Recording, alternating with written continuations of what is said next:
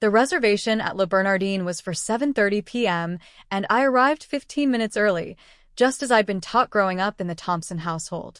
The Michelin three-star restaurant hummed with a quiet efficiency that only came from years of perfected service, crystal glasses catching the warm light from handcrafted fixtures as servers glided between tables draped in pristine white linens. Dad's 65th birthday celebration was already underway when I reached our private dining room on the restaurant's exclusive second floor. The Thompson family had gathered in all their corporate glory: my parents, my older brother Marcus with his wife Victoria, my sister Catherine with her husband James, and various cousins and business associates who'd made the trip from Connecticut to Manhattan for tonight's milestone celebration. "Natalie, there you are," Mom said, barely glancing up from her animated conversation with Aunt Patricia about some charity board politics. "We already ordered the wine course."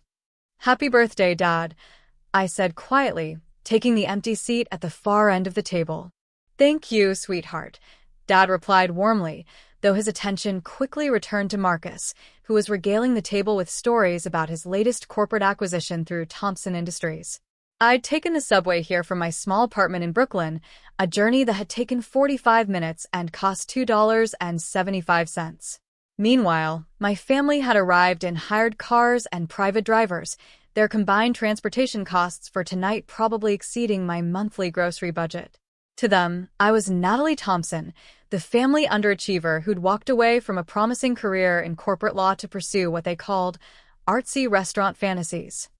What they didn't know was that their struggling daughter had spent the last 3 years quietly building Meridian Restaurant Group into one of the city's most successful fine dining empires.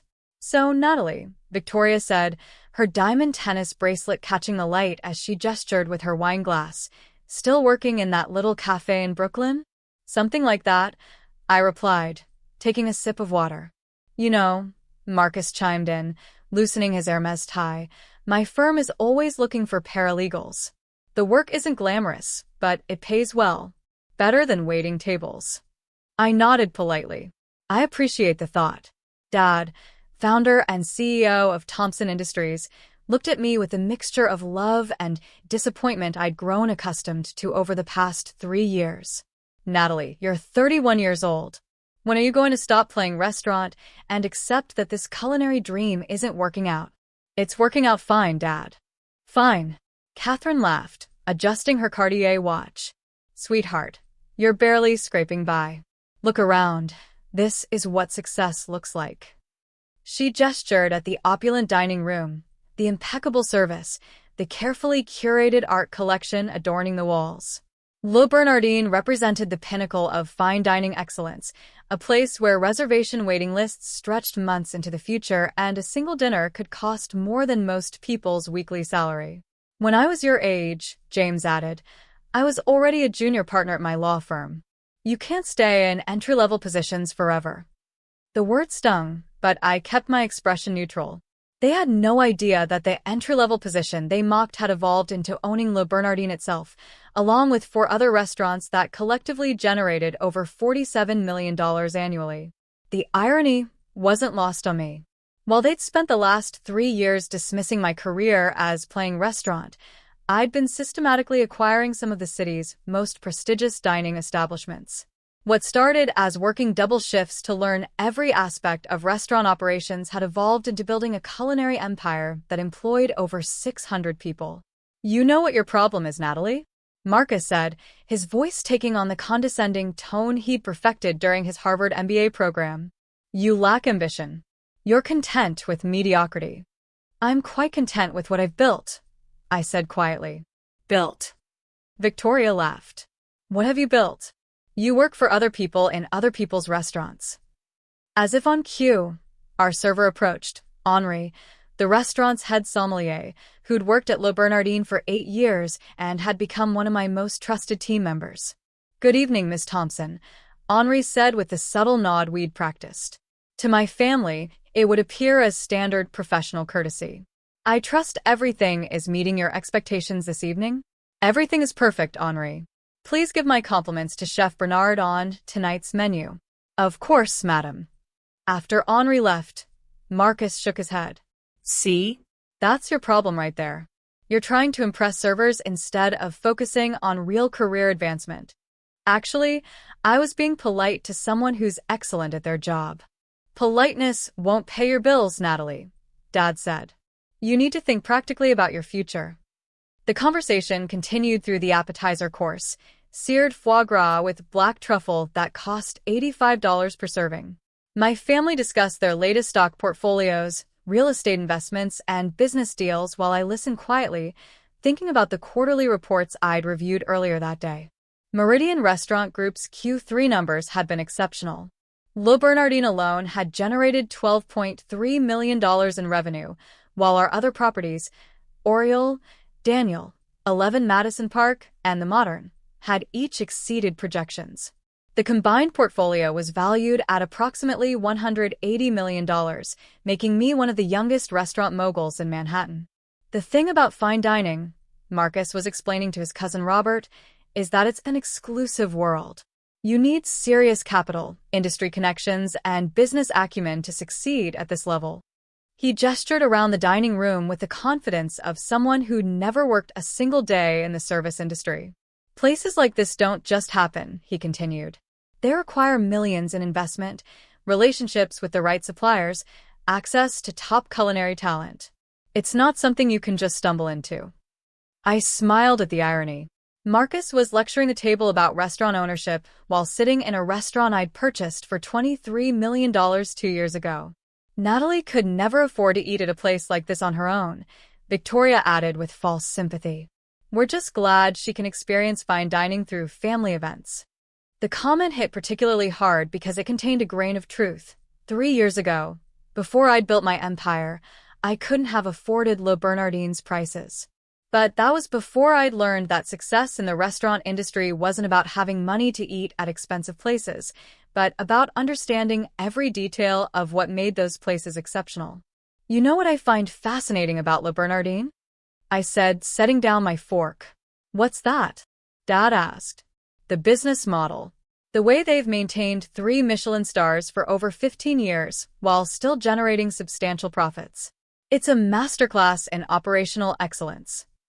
Marcus rolled his eyes. See? This is what I mean about lacking focus. You think about restaurants like businesses instead of appreciating them as dining experiences. Actually, I think the business side is quite interesting. The profit margins, the staffing efficiency, the supply chain management. Natalie, Catherine interrupted, normal people don't analyze restaurants. They just enjoy the food. The food is exceptional, I agreed. Chef Bernard's technique with the black base is particularly impressive. The way he sources from specific suppliers in Brittany, the temperature control during preparation, the timing of each course. How do you know all that? James asked. I pay attention to details. Well, paying attention won't help you afford places like this, Marcus said with a smirk. You'll never afford a place like this on a server's salary. The words hung in the air, and I felt the familiar mixture of hurt and determination that had driven me for the past 3 years. I reached into my purse and pulled out a leather portfolio I'd brought specifically for this moment. Actually, I said calmly, I've owned this restaurant for 2 years. I opened the portfolio and placed the property deed on the table in front of Marcus. His smirk faded as he read the document header. Deed of ownership, Le Bernardin Restaurant. Owner, Meridian Restaurant Group, LLC, Natalie Thompson, sole proprietor. His face went completely white. What is this? Dad asked, leaning forward to examine the document. The property deed for Le Bernardin. I purchased it in November 2021 for $23 million. Mom's wine glass stopped halfway to her lips. Natalie, what are you talking about? I own this restaurant, Mom. This one and 4 others in Manhattan. I spread out additional documents from the portfolio. Ownership papers for Oriole, Daniel, 11 Madison Park, and The Modern. This is impossible, Marcus whispered, his hands shaking as he examined the deeds. 3 years ago, when you all thought I was playing restaurant, I was actually working 18-hour days learning every aspect of fine dining operations. I started as a server, worked my way up to management, learned from the best chefs and restaurateurs in the city. But how did you afford? Victoria's voice trailed off. I didn't start by affording anything. I started by earning. Every tip, every paycheck, every small promotion went into savings. Then I secured investors who believed in my vision. Dad took the Le Bernardin deed with trembling hands. Natalie, this says the property is worth $37 million currently. The restaurant business has been very good to me. How is this possible? Catherine asked. Hard work, Catherine. And understanding that success in restaurants isn't about being able to afford eating at them. It's about creating experiences that people value. I pulled out my phone and opened the Meridian Restaurant Group app. We employ 643 people across our 5 properties. Last quarter, we generated $47 million in revenue. Marcus stared at the financial summary on my phone screen. $47 million? That's just one quarter. Annual revenue is projected at $190 million this year. But you said you were working in a cafe, Victoria protested. I said something like that. I didn't specify which cafe, or that I owned it. James examined the Daniel restaurant deed. This property alone must be worth $28 million. I acquired it 18 months ago when the previous owners couldn't handle the debt service. And 11 Madison Park? Dad asked, his voice barely audible. $42 million. That was my most expensive acquisition, but also the most profitable. Their tasting menu books solid for 6 months in advance. The silence stretched across the table as my family absorbed what they were seeing. Henri approached discreetly and placed a small card beside my plate. Your 8:30 reservation has arrived, Miss Thompson. Should we seat them at the chef's table as requested? Yes, thank you, Henri. And please send a bottle of the 2015 Chablis to table 12 with our compliments. After Henri left, Marcus looked up from the documents with a mixture of shock and embarrassment. You really own all of this? I really do. Why didn't you tell us? Mom asked, tears beginning to form in her eyes. Because every conversation became a lecture about my poor life choices. It was easier to let you believe what you wanted to believe while I focused on building something meaningful. But the apartment in Brooklyn, the subway rides. The apartment is in Dumbo and costs $8,000 a month. I take the subway because it's faster than driving in Manhattan traffic. My Tesla is parked in the private garage at my building. Dad looked around the restaurant with new eyes. All of this, you built all of this. This and more. I'm also developing 2 new concepts, a seafood-focused bistro in the West Village and a rooftop cocktail bar in Soho. The investment must have been enormous, James said. Initial acquisition costs were about $130 million.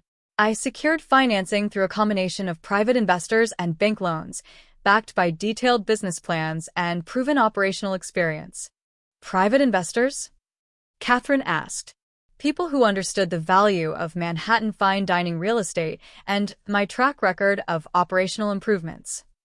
Marcus was still staring at the deeds. I can't believe this. Which part? That I succeeded, or that you completely misjudged what I was doing? Both. Henri returned with a wine list. Miss Thompson, would you like to select tonight's wine pairings for the remaining courses? Please bring the 2018 Chassagne Montrachet for the fish course and the 2016 Gevrey Chambertin for the meat course. Excellent choices, madam. After Henri left, Dad reached across the table and took my hand. Natalie, I'm so sorry. We completely underestimated you. You underestimated the restaurant industry, Dad. You assumed it was all playing instead of recognizing it as a serious business. But why restaurants?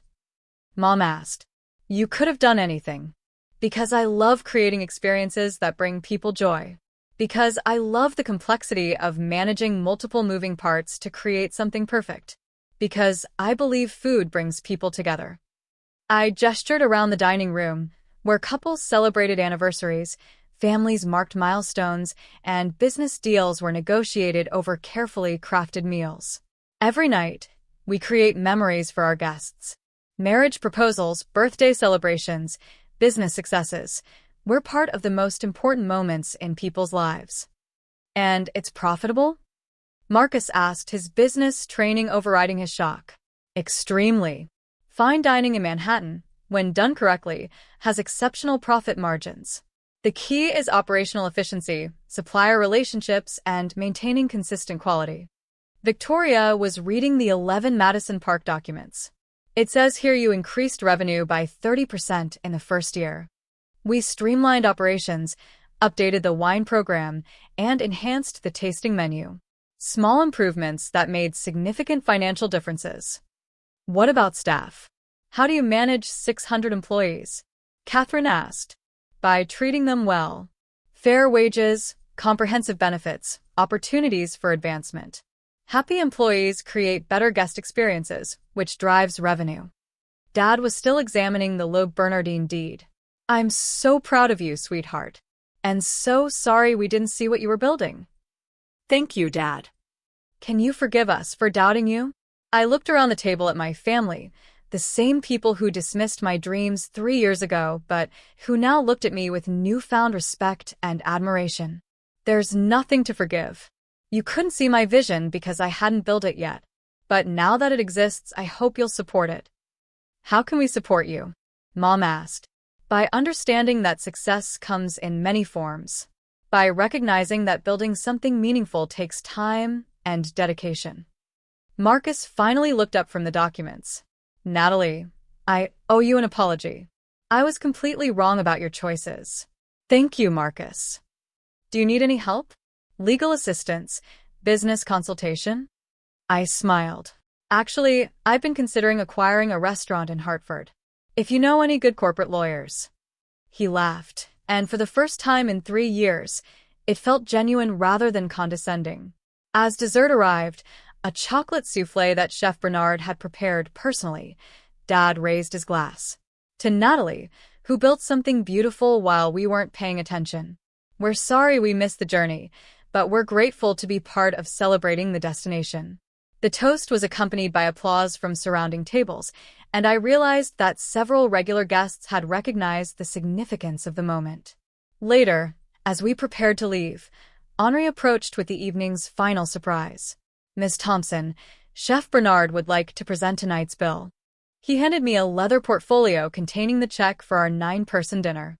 The total was $2,847. I looked at the bill, then at my family, then back at Henri. Please charge this to the house, Henri. Family dinners are always complimentary. As we walked out of Le Bernardin into the Manhattan night, I felt a profound sense of satisfaction. Not because I'd proven my family wrong, but because I'd proven to myself that following your passion could lead to extraordinary success. Sometimes the best revenge isn't showing people they were wrong about your failure. Sometimes it's showing them they were wrong about what success looks like. And sometimes, if you're very lucky, they'll love you enough to celebrate your success rather than questioning how you achieved it.